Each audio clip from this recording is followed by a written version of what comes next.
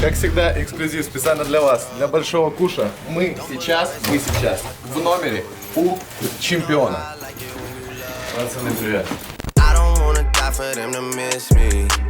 Yes, I see the things that they wishing on me. Hope I got some brothers that outlive me. Небольшой тебе презентик от нас. Ты говорил, что собираешься с семьей к Деду Морозу в Лапландию. Безумно крутой свитер с моим любимым животным волчишкой. Да. Нифига себе. Я сегодня в этом свитере топлю на футбол. Всё. Ну вот, натуральный материал, как говорится, чтобы Классика. не мерзнуть. Ну давай так сказать, в дружеской обстановке пару слов, не будем тебя сильно грузить. Вообще вот твои мысли вот сейчас. Что чувствует Александр Усик после такого триумфа, самого большого в своей жизни? Паш, я утром проснулся сегодня, и у меня такая мысль, так, суббота, воскресенье, что сегодня? Ну знаешь, такое может от того, что я поздно лег, я реально в 5 часов лег, я вот здесь сидел и так, знаешь, Отъезжал. я посмотрел бой, знаешь, я вроде хочу спать, но эмоции внутри бурлят.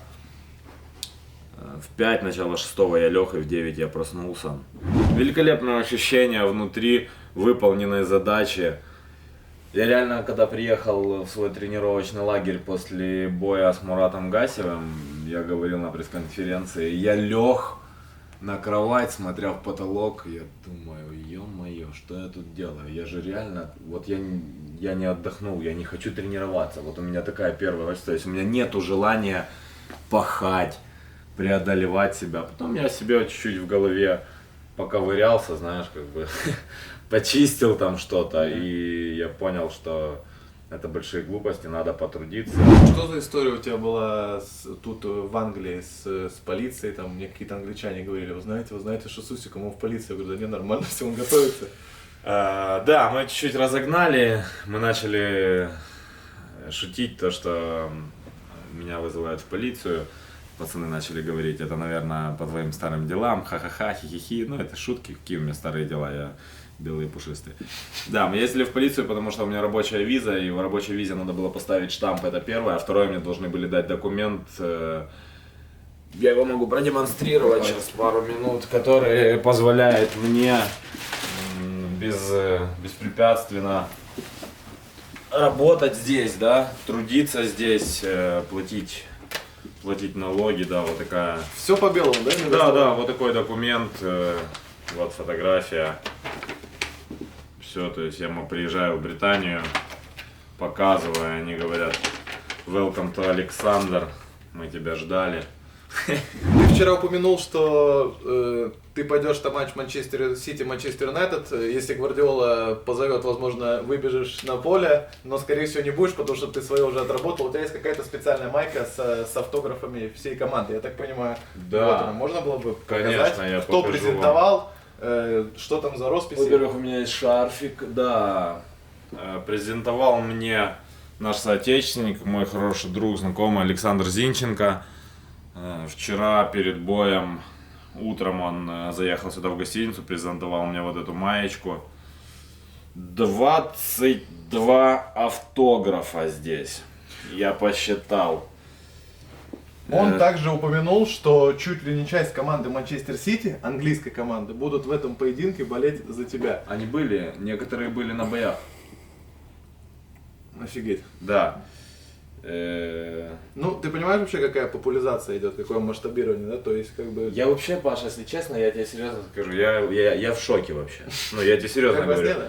Ну, как во сне, я так, я даже себе мечтать, ты прикинь, я когда-то давно, там лет 15 назад, у меня мысль была, я, конечно, сумасшедший, я мечтаю о каких-то вещах, там, еще о чем-то, там, стремлюсь. Не говори гоп, пока не перескочишь, то есть, если ты большой кусок торта засунешь себе в рот, то ты подавишься. А если ты будешь по чуть-чуть кушать, то, ну, ты скушаешь его, все нормально, ты не переешь, и все нормально будет. Естественно, нельзя сделать все и сразу. Все нужно постепенно, нужно научиться стоять в очереди, ждать.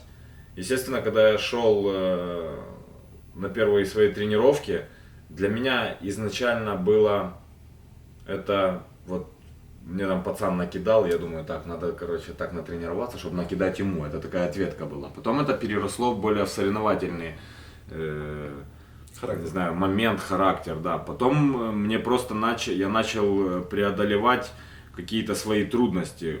Потому что многие говорили, что у тебя не получится, Саша. Зачем ты это делаешь, у тебя не получится. Это меня внутри задевало. Ну как не получится? Ну то есть, почему не получится, если я это делаю?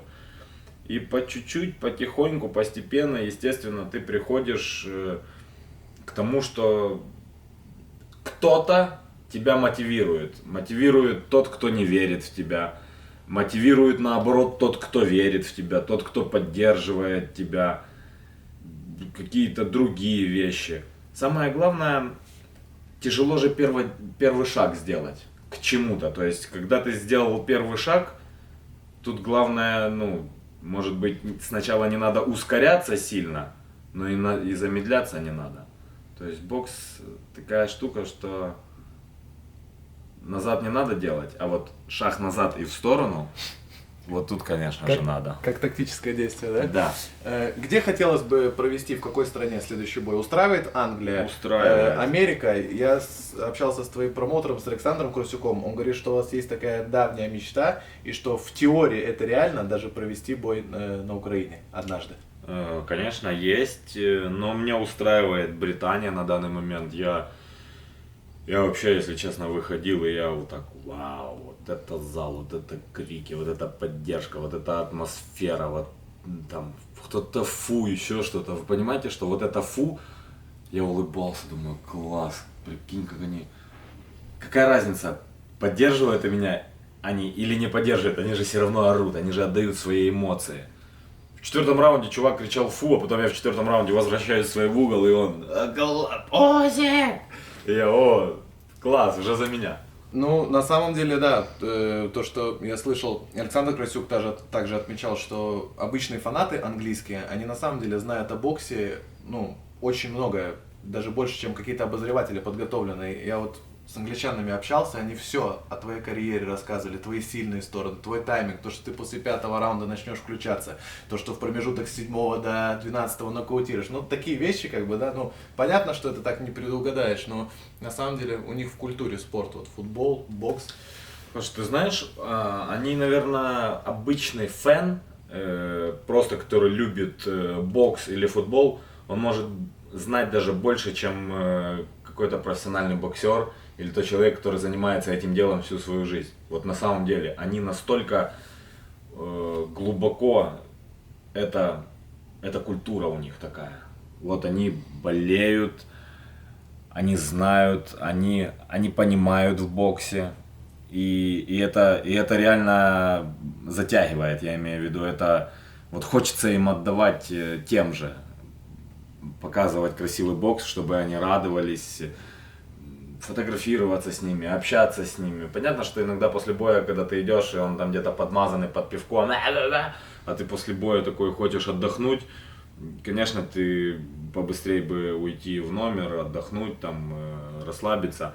А если, ну, вот сегодня, например, уже после боя его встретить, чтобы он тоже в нормальном состоянии был, и ты более отдохнувший, то вообще с удовольствием, я как бы с удовольствием и пообщаюсь, и пофотографируюсь, и уделю время. То есть для меня ничего не стоит этого сделать, как бы наоборот, знаешь, какой они тебе монетой платят, такой и ты отдаешь. Есть в планах вообще взяться за обучение английского? Да я это делаю уже. Я это делаю, просто очень мало, знаешь, хочется прям вот каждый день это делать, как раньше ходил в школу, там, не всегда, конечно, но часто в университет, просто взять и сесть и уже загрузиться, потому что понимаю там больше, чем могу сказать, и иногда... А это нужно, это жизненно необходимо, это как плавать, это как все остальное, это жизненно необходимо, да, я очень вспоминаю свою маму Надежду Петровну, которая говорила: синку, треба вивчати іноземні мови. Я кажу: мамо, на що робити, якщо я буду працювати з конями? Мамочка, да, и у меня вообще есть два языка, на которых бы я хотел разговаривать, на которых я буду разговаривать, иностранных. Это английский и испанский. Я уже видел, ты показывал мне, Чико Лопес, это видео, там где ты популяризируешь себя на латиноамериканский рынок, да, говоришь, свой усик, Да, да, не Ну, знаю, почему-то потихоньку. мне нравятся эти вот, ну, испанский мне вот как-то он такой душевный. Вот он такой ла-ла-ла-ла-ла. Como estás, вот, amigo? да, да, Trabajamos вот, juntos, sí. вот как. И Как я. последний вопрос, завершающий. Ты сказал, что очень скучаешь по своей семье, по своим детям. Насколько тяжело быть профессиональным боксером, абсолютным чемпионом мира и хорошим отцом? Я вообще считаю, что я не очень хороший отец, потому что я часто не вижу своих детей, уезжаю на тренировки, на сборы, и меня это так внутри чуть-чуть поддергивает то, что не столько должного внимания, сколько нужно было бы моим детям, я уделяю, потому что у меня вот такой род деятельности. И разговаривая по телефону, вот я сегодня с Лизочкой разговаривал, она так стеснительно со мной разговаривала, а пацаны что-то квакают там. Я уверен, что твои дети тобой гордятся, как и вся страна, и, скорее всего, уже сейчас весь мир. Мы желаем тебе от нашей команды идти только вперед, ставить перед собой только новые, более высокие цели. Ты всего добьешься, с тобой Бог. Дай бог.